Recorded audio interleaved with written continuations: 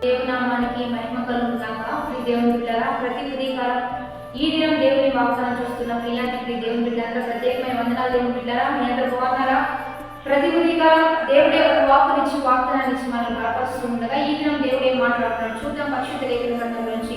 యోహాను శుభవార్త 11వ అధ్యాయము 4వ వచనం చదువుకుందాం. అందుకు యేసు, నీవు నమ్మిన ఎడల దేవుని మహిమను చూపువని నేను మీతో చెప్పలేదని ఆమెతో అనేది. అంత వాళ్ళ రాయి తీసివేసి యేసు కన్నులు వైకెత్తి, తండ్రి, నీవు నా మనవి వినినందున నీకు కృతజ్ఞతాస్తుతులు చెల్లించుచున్నాను నేను. ఈరోజు దేవుని బిడ్డలారా, ప్రభువైన యేసుక్రీస్తు మనతో మాట్లాడుతున్నాడు. మీరు నమ్మిన ఎడల దేవుని మహిమను చూస్తారు. నమ్ముట నీ వల్ల అయితే నమ్మువానికి సమస్తము సాధ్యమని దేవుడు చెప్పాడు. దేవుని బిడ్డలారా, ఆవరించేంత విశ్వాసం మీరు కలిగి ఉండి ఈ కొండ ఏమి సముద్రంలో పడమంటే మీ మాట విని అది లోపడుతుందని ఒక అధికారాన్ని దేవుడు మనకు ఇచ్చాడు.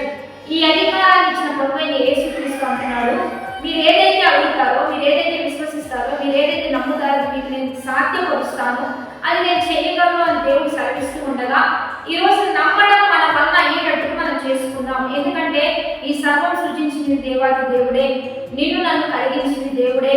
ఈ ప్రకృతిలో కానీ ఈ భూమి మీద కానీ సమస్తం మనం చూసినప్పుడు ఆకాశం ఆయన యొక్క జ్ఞానాన్ని, ఆయన యొక్క మంచితనాన్ని, ఈ భూమి అంతా కూడా ఆయన యొక్క జ్ఞానాన్ని మనకు తెలియపరుస్తూ ఉంది. కనుక సమస్తం సృజించిన వాడు నీ పట్ల కూడా అద్భుతాలు చేయడానికి ఆయన సమస్తం కూడా నీకు ఇవ్వగలడు. అయితే నువ్వు నమ్మాలి, ఆయన విశ్వసించాలి, ఆయన సమస్తం చేయగలడని. ఎప్పుడైతే విశ్వాసంతో నువ్వు అడుగుతూ ఉంటావో సమస్తం దేవుడు నీకు సహాయం చేయగలడు. దేవుని బిడ్డలారా, ఇక్కడ లాజరు విషయంలో మరియా మాతతో దేవుడు మాట్లాడిన మాట ఇదంతా కూడా లాజరు చనిపోయిన పరిస్థితుల్లో ప్రభువైన యేసుక్రీస్తు ఆలస్యంగా వెళ్ళినా మరి ఆ బిడ్డను చనిపోయిన వ్యక్తిని కూడా లేపినట్లుగా మనం అక్కడ చూస్తూ ఉన్నాం. ఈ రోజు నీ పట్ల కూడా దేవుడు ఒకరోజు కార్యం చేయకపోయినా, రెండో రోజు చేయకపోయినా, మూడో రోజు చేయకపోయినా, కొంచెం ఆయనకు ఆలస్యం అయినప్పటికీ కూడా నీవెప్పుడు ఆశతో అడుగుతూ ఉండు, సమస్తం దేవుడికి సహాయం చేయగలడు. అయితే అక్కడ లాజరు లేచిన వెంటనే ప్రభువైన యేసుక్రీస్తు తండ్రితో మాట్లాడుతున్నాడు, నీవు నా ప్రార్థన విని ఉన్నావయ్యా, అందుకని నీకు కృతజ్ఞతాస్తుతులు తెలియజేస్తున్నాను అంటున్నాడు. కనుక ఈరోజు కూడా మనం కూడా మంచి అలవాటు నేర్చుకుందాం. ప్రార్థించిన వెంటనే నా ప్రార్థన నీవు విని ఉన్నావయ్యా, అందులో బట్టి నీకు కృతజ్ఞతాస్తుతులు తెలియజేస్తున్నానని దేవుని కృతజ్ఞతాస్తుతులు తెలియచేయి. స్తుతించు, ప్రార్థించు, సంతోషంగా ఎప్పుడు ఆనందంగా దేవా నీకే మహిమ, నాకు మంచి భవిష్యత్తు ఇవ్వబోతున్నావు, నా మార్గాలు సరళం చేయబోతున్నావు అని దేవుని స్తుతిస్తూ ఉండు.